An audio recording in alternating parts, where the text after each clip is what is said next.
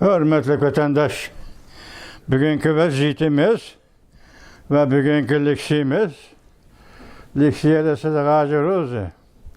Washington'dan sözdeyimiz, bugünkü İslah 2025 yıl, 5. ayının 26. günü. Hepteki çarşamba vatandaş. Bugünkü vaziyetimizin eysak ende hesapta, etkililer de Panama'nın işi. Asası cihetten ayaklaştı değil. Mesela Li Jiaqing Cumhur'un dağlı savcıları, yani Hong Kong'un savcıları, koludaki barlık bir saati mesela tam o yüzden Panama rayonundaki portlarını hemmisi setiyitip o Hong Kong'a kayıt verip Hong Kong'da oltadı. Onu asas cihetten tükür değil. Bugün zaten yani Amerika Koşmuş Ştatlarının prezidenti Donald Trump Gerinlanda aralı ilgirkiyen Amerika Koşmuş Ştatlarının bir kısmına aylanadı dep görsetdi vatandaş. Vaziyetten bu tarafı haşındak enak oldu. Sebebi yakında Aksaray'ın bayanatıga asaslanganda muavin prezident Vance'nin ayalı rafiqisi Uşa Hanım vekiller ümüğüne başlap bu şekillerde Gerinlanda aralığı berişi gerek idi. Vekiller ümüğünün Katar'da hem Aksaray devlet bexatarligi maslahatchisi Mike Waltz efendi var idi. Şu Katar'da yana muavin prezident Vance efendi yüzü var mı yok. Şunlara gördüm. Muşuladın terkip tapkan vekiller ümüğü Gerinlanda aralını ziyaret kılattı. Şu vaxta Gerinlanda aralının hazır şu aralga vali yaki vezir bulup değil. Hizmetinden ayrılış aldı turgan bir nefer emeldar. Şundak dedi ki bu ziyaret hazır Gerinlanda aralığa nispeten xeres kılış boladı dep etti. Onun keyin andın Daniyanın Taşkı İşler Ministeri Rasmussen aynı çağda NATO'nun baş katip boğa adam idi.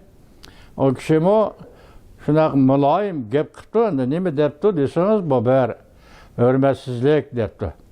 Yani Gerinlandagi ziyaret ki beriş kandaksı hürmetsizlik. Mesela bunun içinde bir cümle varken de vatandaş. O nime deseniz Gerinlanda Amerika Koşmuş Ştatlarının harbiy bazısı var. Şu harbiy bazını ziyaret kılıp kezdi köçürdüğün gibi iken vatandaş. Şunundikin Rasmussen dedi ki bu bir hürmetsizlik. Aynı vakta Prezident Donald Trump hem Panama hem Kanada hem Gerinlanda'nı eğizge algan çağda Rasmussen birinci bulup kollagan idi. Amerika Koşmuş Ştatlarının Gerinlanda'ga hukuk talebi koyuşunu Amerika Koşmuş Ştatlarının bir kısmı aylandırışını Rasmussen şu vaxtda birinci bulup kollagan adam idi. Bugün ende hani siyasette ola bir devlet hükümet süptüde meydanını özgertken buluşu mümkün. Şundaq depti bir hürmetsizlik boldu dep. Bunun karta Amerika Koşmuş Ştatları prezidenti Donald Trump bu hürmetsizlik emas. Bu hem igvagarchilik mi emas. Bu fakat Gerinlanda aralı Amerika'nın bir kısmı aynı gerek. Çünkü bu ayında hazır Jungo peyda boldu. Gerinlanda aralada hava klimatının illişi bile muz erişki başladı. Hem yani artıkça hava yolları içildi. Bir Jungo put kuyuştun, Jungo askeri kısımdan yetkep kiliştin burun. Bu aral, Gerinlanda aralı Amerika Koşmuş Ştatlarının bir kısmı ayrılış gerek. Bugün hem şunu tekrarladı, bir yerde xarası yok.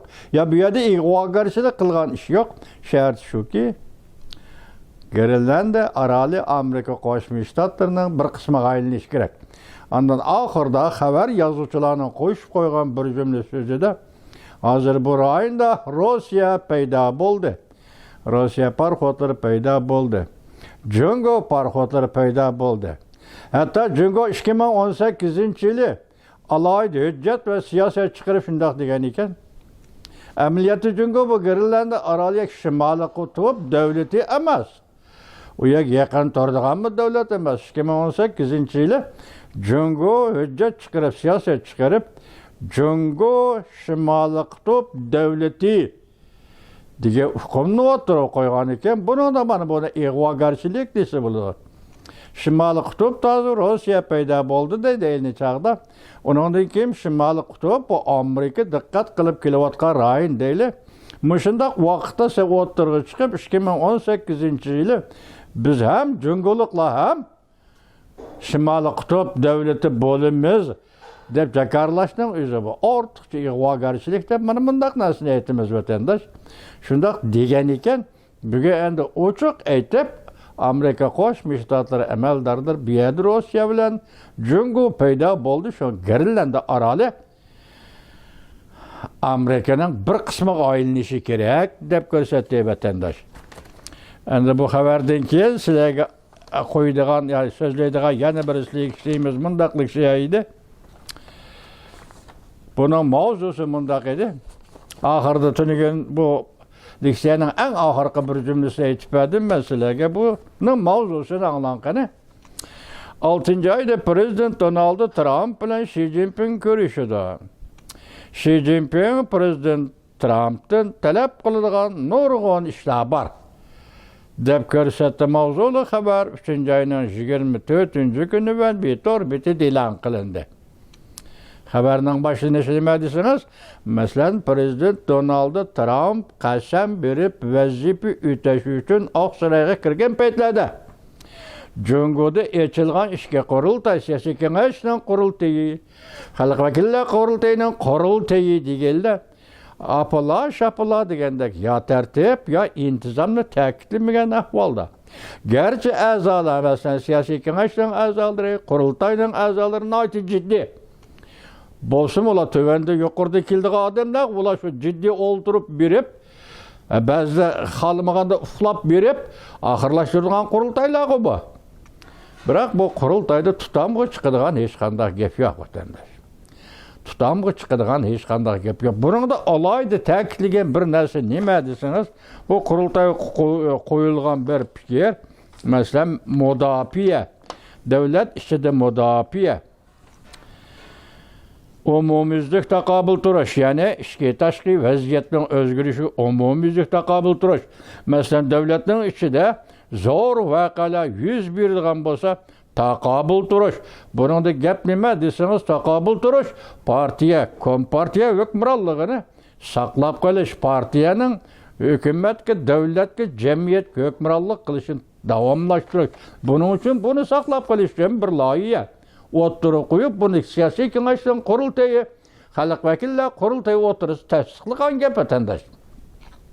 Demak, bu nuqtada hozir Jungo kompartiyasi ichki jihatda ansirab o'tadi degan gap. Ham shuningga oid, shuning munosabatda qoldim, tashqi jihatda ansirab o'tadi degan gap vatandosh. Biz tungilardan kimni belgilaydi? Kim Jonay xayga kirdi? Kim vaziyat hukumatga vakillik qiladi yoki riyosatchilik qiladi degan edi. Bugun Hong Konglik bir savdogar bor, o'tgan ismini chiqargan edim. Sizlar angladinglar, buni bilasizlar bu odamni. Yuan Gongyi deydigan bir savdogar, bugun shu savdogar o'zining blokada shundoq bir og'iz gapni qildi. Sizlar hozir 3 nafar odam yoki 3 nafar yuqori darajalik amaldor Xi Jinpingning o'rniga o'tib, bu davlatni kollektiv holda boshqardi dedinglar deb. Biroq buning jur'at qilib, Jonayga kirib, bu hokimiyat huquq boshiga kelib, bu davlatni men boshqaraman deydigan bir odam Jungoda topilmaydi dedi. Asli huquq amroq huquq yerisman, huquq desa bor evasin do'tkadigan Xitoy qandaqsiga bu qatam bundaq bir nihoyat dabdabalik va hayvilik bir davlatning raisi bo'lish, bir partiyaning sekretari bo'lishdan iborat. Bu huquqdan ayminib turib o'zini dalda oladi vatandosh. Bu yerda Yuan Gongyi nima deydi desangiz, shundaq deydiki, bu hokimiyat endi gumron bo'lish garibiga keldi deydi. Bundaq vaqtda birisi o'tirg'i chiqib, men bu hokimiyatni qo'limga olaman va davlatni tuzayman, iqtisodni yo'lga solaman deyoladigan bir odam bo'lmaydi. Bu yerdagi Reis Shi Jinpingning iste'foga chiqaman degani balki qizdan chiqarib qo'ygan gapdi o. Balki atrofidagilarga kechayotgan behush qilish doğrusu bo'lishi mumkin. Yani her ihtimaldan tahlil qilishinglar kerak vatanda, tahlil qilishimiz kerak. Men turgan sizga isbotlab shuni dedim. Amerika Qo'shma Shtatlarining vakili yoki prezidentning vakili Deniz senator Deniz Beijingga bordi. Tartib bilan Reis Shi Jinping ko'rishishi kerak edi. Ko'rishmadi. Uning uchun Pokong nima dedi? Bir chet ellik mehmonlar bilan ko'rish qoldirildi. Uchrashmaydigan bo'ldi. Degan so'zni aytganda selektiriblar. Demak, shu darajada shakllanibdi Shi Jinping. Bu yerda ham uning siyosat yoki taktika qandaqdir bir usul-chorni o'zgartib bir ish qilaman deydigan niyati yo'q ekan, amaliyotda huquqdan ayrilgan rost ekan dedi. Endi bugun Yuan Gongyi dedi, uning o'rniga o'tiradigan odam yo'q dedi. Uni jur'at qilib, men hokimiyat beshiga kelaman deydigan bir odam yo'q dedi. Buning bir misol olaylik vatandoshim. 1945-yili 8-oyning 14-kuni Sun Jung-sanning o'g'limi Sun Ke. Yo'q, Sun Ke, Sun Zibin ikki odam. Buning qaysi birisi Sun Jung-san degandan o'g'liman farq etamidim. Shuning ichida Sun Ke, Sun Zibin deganlar Moskvaga suhbatga borgan edi vatandosh. Rossiya bilan Stalin hukumat sifatida suhbat vakillari umumiy suhbat o'tkazib, Jungo Sovet do'stlik shartnomasini imzolashga borgan edi vatandosh. Bular shu maydonda Mong'oliyani qo'ldan berib qo'ydi. Tashqi Mong'oliyani qo'ldan berib qo'ydi.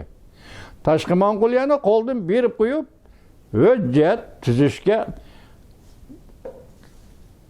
kelishim nomi imzolashga imzo qo'ydigan, qo'l qo'ydigan vaqtda Tashqi ishlar ministri Sun Ke ham siyosiy arbob shu vaqtda qurultay nimaning?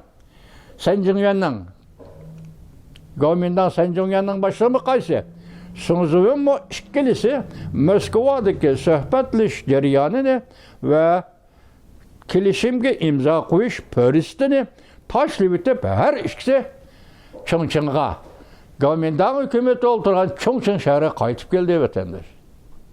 Ularni keltirgan vazifasi, ularni keltirgan misoli nima emasdan, ular asirga ish nima desangiz, Mong'oliya qo'ldan ketdi. Mong'oliya Jungoning qo'lidan ketganda biz bunday shartnomaga imzo qo'ymaymiz. Avloddan avlodga haqorat qiladigan Jungoliklar va ajdodlar avloddan avlodga haqorat qiladigan bir obyektga aylanmaymiz. Dedi, shuning bilan ketdi. Beijing'e Beijing emas, Chongqing qaytib keldi vatandosh. Shundan keyin buni kim qo'ydi? Kim imzo qo'ydi? Moskva turishliq bosh elchi darajalik emas, bosh elchiga ma'un darajalik.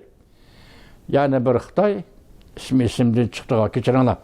Ya'ni bir Xitoy ismi Wang Jiashangmi nimiti? Shu kelib imzo qo'ydi. Bosh elchi o'rnida Rossiya bilan tuzilgan shartnomaga shu kelib imzo qo'ydi.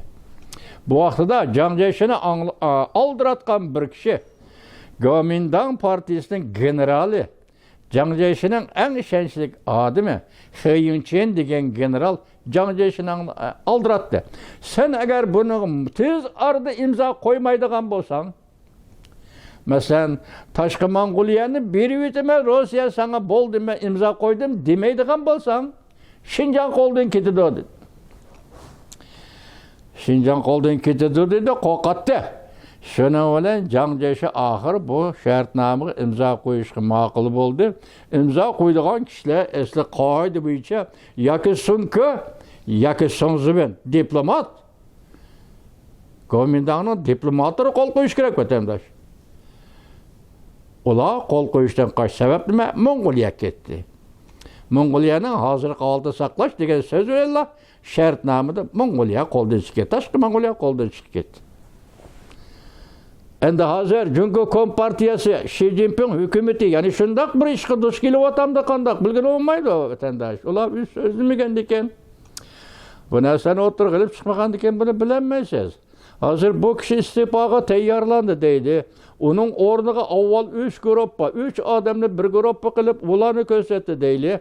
Masalan, Zhang Yuxia, Cai Qi, Davlat vaziri Li Chang 3 odam bir ko'rsatildi. Tunugin biz sizlarga aytdik. Yana bir 3 odam. Masalan kim? Ren Jichang, ondan keyin Liu Yajou, Ren Jichangdan keyin Wang Qifan. Bu kişiler ko'rsatildi. Endi bugun Hong Konglik savdogar Yuan Gongyu nima deydi? Hech qaysi hokimiyatni men olaman, hokimiyatga men oltiraman, men tartibga solaman, men iqtisodni rivojlantiraman, Jungoni tuzayman, islohotni undaq qilib, undaq deyamaydi, endi jur'at yo'q. Chunki hozirgi hokimiyat halok bo'lish girdobiga kelganda shunday bir odam chiqib, bunaqa men ega bo'laman deydigan odam chiqmaydi dedi bugun vatandosh. Wang Gongyu bugun shundaq, Yuan Gongyu ismi, Yuan Gongyu so'zga shundaq dedi. Hozir demak, Jungoni ichki ahvoli mushu holatda. Endi uning 6-oyda Beijingdan Washingtonga kelib, ziyoratga kelib, Prezident Donald Trump bilan ko'rishmigi, yoki 4-oyda yetib kelib, Prezident Donald Trump bilan ko'rishmigi, buning o'zi yiroqdagi bir manzil bo'lishi mumkin vatandosh. Agar Jungo Kompartiyasining 4-umumiy yig'ini ochiladigan bo'lsa, bu yig'inda rostilla Rais Xi Jinping iste'fo beradigan bo'lsa, bu tavrash xarakterlik, partlash xarakterli xabar bo'ladi vatandosh. Bizning oldingi shartimiz rostilla shunday bo'ladigan bo'lsa, partlash xarakterlik, tavrash xarakterlik bir harakat bo'ldi vatandosh.